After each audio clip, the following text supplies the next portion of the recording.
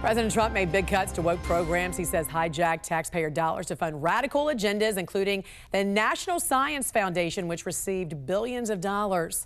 An analysis found that in 1 year, hundreds of millions of dollars went to divisive identity politics instead of focusing research on programs like a cure for breast cancer or childhood leukemia. Joining us now to discuss this is Deputy Public Policy Editor for OpenTheBooks.com, Rachel O'Brien. Good morning to you, Rachel. Great to see you as always. Open the Books found $800 million in grants for projects that just smack of social engineering rather than hard science. What did you find among the National Science Foundation's grants?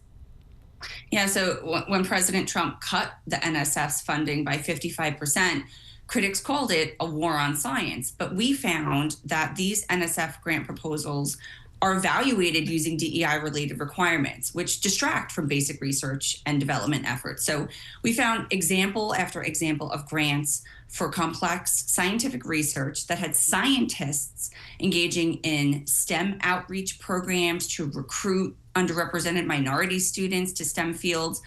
While it's nice to teach kids about science outside school, and there should be programs for that, what this means is that researchers who are supposed to be solving these difficult scientific problems are being asked to work in communications, public relations, K through 12 education. So we found example after example of grants that explicitly fund identity-based projects, including almost 800,000 Emory University, for Black feminist sisterhood in computing.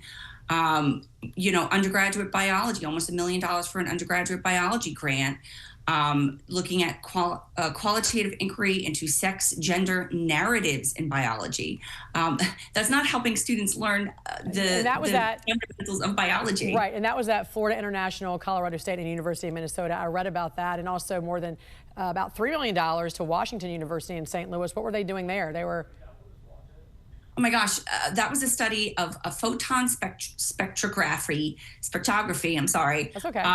And they I don't even know what that is. I don't even know what that is. And then, because you can't even pronounce it, that's one of those situations where if you can't pronounce it, how do you even know what it is, right? It's so bizarre. Students had to learn about how to perceive themselves as science learners, looking at their science identity and racial and gender identity. $3 million for that. And you say this is no accident.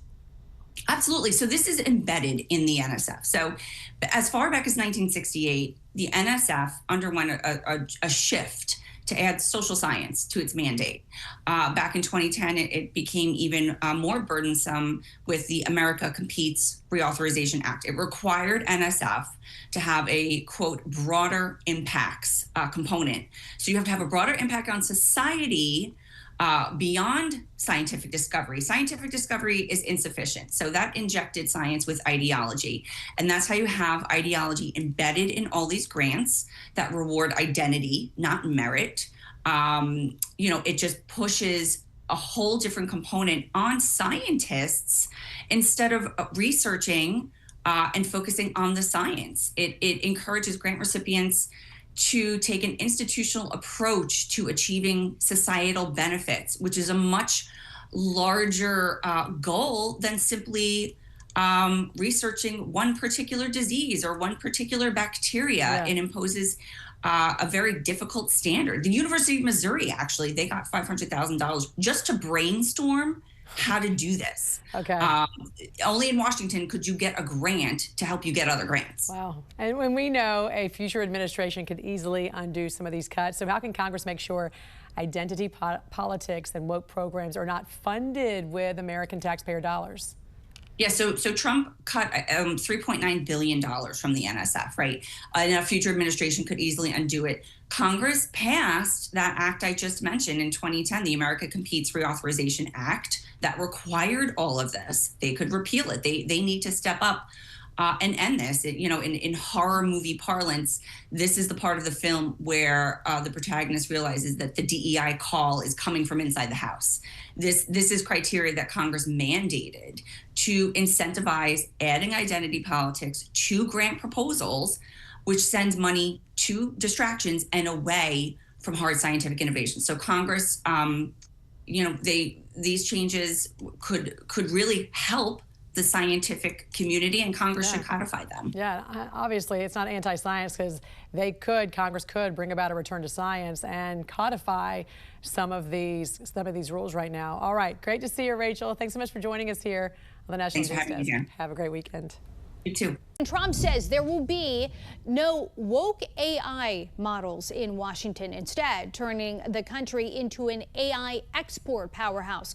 Trump announcing his AI action plan on Wednesday while signing 3 executive orders focused on artificial intelligence. The National News Desk, Jeff Harris joining us. So phasing out DEI initiatives has been a major focus for the Trump administration. What's being changed? So for starters here, one of the executive orders Trump signed is called Preventing Woke AI in the Federal Government. It essentially instructs DEI ideologies be kept out of AI models used by the federal government. The order saying those models should remain neutral and nonpartisan.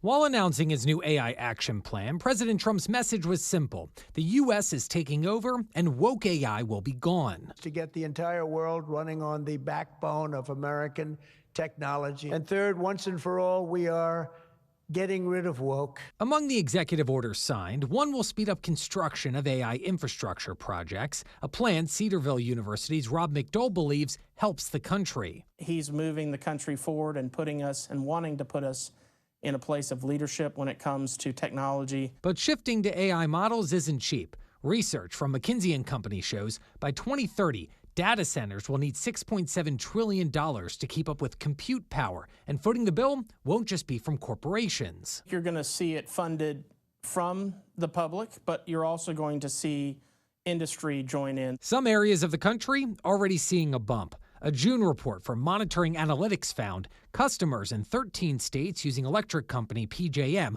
who manages the electrical power grid, could see a $25 monthly increase. The electricity demand has also renewed interest in nuclear power.